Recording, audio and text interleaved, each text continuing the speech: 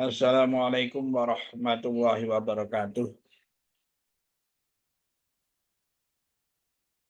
Ya, bertemu lagi Bapak-bapak, Ibu-ibu, Mbak-mbak, Mas-mas, adik-adik semua, khususnya para guru, bertemu sharing bincang-bincang tentang sistem interaksional. Sistem interaksional itu diperlukan ya dalam rangka dapat melaksanakan pembelajaran dengan lebih bagus, ya, agar bisa melaksanakan pembelajaran dengan lebih baik.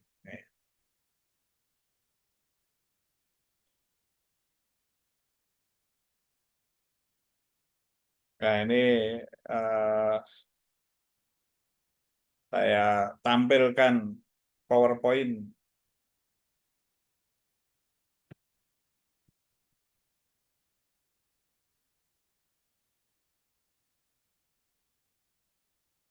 Nah, dari awal saya sampaikan ini sistem interaksional. Apa itu sistem interaksional? Atau bagaimana kita eh, belajar bersama-sama. Nah, kegiatan interaksional itu sebagai suatu sistem. Suatu sistem itu ada keterkaitan satu dengan yang lainnya. Di kompetensinya adalah mampu menyusun dan mengembangkan sistem interaksional, mampu menjabarkan model sistem interaksional. Ya itu ya, jadi ada maksud dari bincang-bincang ini. Indikator dan tujuannya, indikatornya adalah peserta didik mampu menjabarkan konsep pendekatan sistem interaksional. Kalau yang sekarang belajar guru ya para guru mampu menjabarkan konsep pendekatan sistem interaksional. Kalau siswa ya siswa, kalau mahasiswa ya mahasiswa. Tujuan pembelajaran peserta didik mampu menyusun bahan dasar pendekatan sistem, mampu menulis langkah-langkah dalam menyusun sistem interaksional dari bahan dasar pendekatan sistem model pengembangan interaksional. Nah, model sistemnya secara umum sebagai berikut. Ya ada lingkaran itu ya. Yang lingkaran itu ada komponen, bagian dan proses dari sistem. Itu contoh saja ya tanda panahnya itu. Misalnya dari A itu bisa langsung ke C atau ke D. Kemudian dari D itu bisa ke B atau kemana lagi atau ke E. Ya. Jadi B juga bisa ke A lagi. Jadi sistem itu suatu keterkaitan ya antara yang satu dengan yang lain. Di dalam pembelajaran itu ada ya, kurikulum, ada materi, ada media, ada eh, situasi kondisi sekolah, berbagai hal.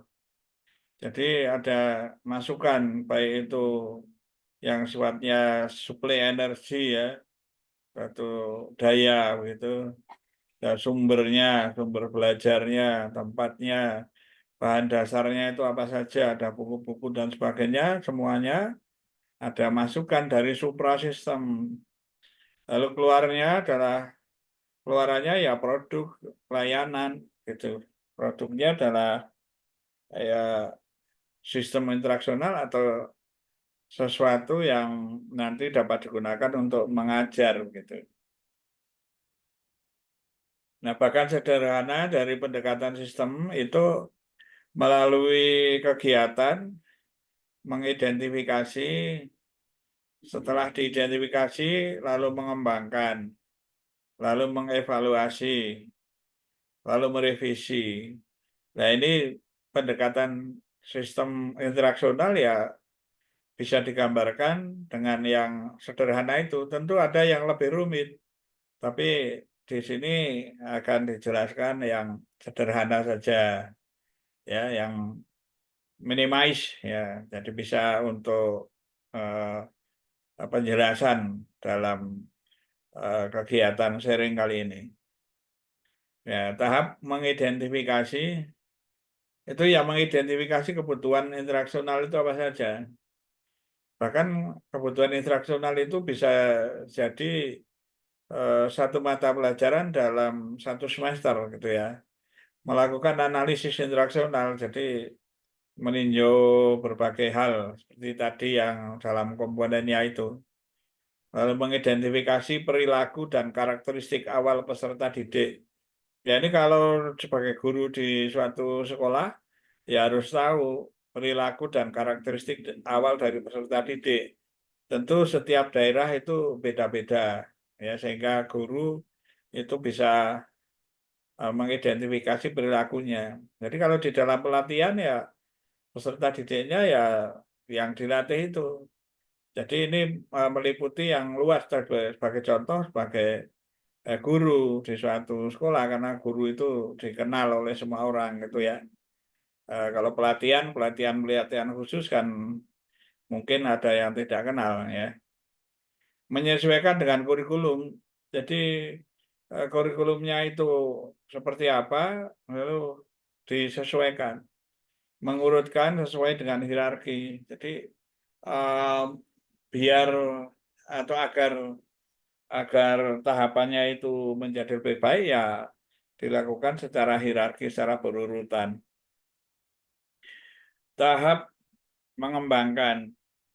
Jadi menulis tujuan interaksional itu apa? Itu sebenarnya sebagai contoh kalau seorang guru akan mengajar itu apa yang mau dicapai gitu ya, tujuannya apa, gitu. Melaksanakan pengajaran itu apa, pembelajaran, melaksanakan pembelajaran itu apa. Ya ini bisa dilakukan dalam skop kecil, kurun waktu tertentu atau dalam satu semester apa gitu. Jadi bergantung pada durasi dan eh, apa yang mau dicapai, apakah per triwulan atau setengah semester atau satu semester. Menulis tes yang digunakan nanti ya, mau mengukurnya itu bagaimana. Kalau belum bisa menulis waktu apal ya merancang ya desainnya tes yang akan digunakan untuk apa untuk mengukur keberhasilan. Menyusun strategi interaksional ya termasuk formatnya bagaimana supaya mudah dibaca, supaya mudah dilaksanakan. Mengembangkan bahan interaksional. Nah, ini juga bahan-bahannya nanti apa saja yang akan digunakan. Itu namanya mengembangkan dan lainnya tentu saja. Tidak bisa dijelaskan semuanya, tapi minimalnya seperti ini. Tahap mengevaluasi. Ya menentukan jenis evaluasi yang digunakan itu apa. Ya apakah pilihan berganda atau IC atau penilaian-penilaian lain dengan eh, kriterianya nanti bagaimana gitu.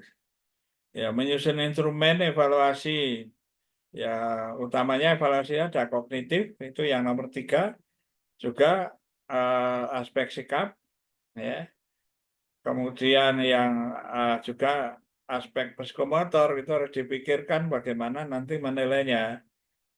Utamanya untuk sebagai contoh untuk yang kognitif itu kan menyusun instrumennya, ya. Menyusun instrumen dan mencobakan instrumen evaluasinya, menentukan kriteria dan bobot hasil evaluasi, mendesain pelaksanaan, ya menentukan kriteria itu termasuk keberhasilannya itu berapa, misalnya bernilai batas tertentu 70 atau 75 baru lolos dan sebagainya.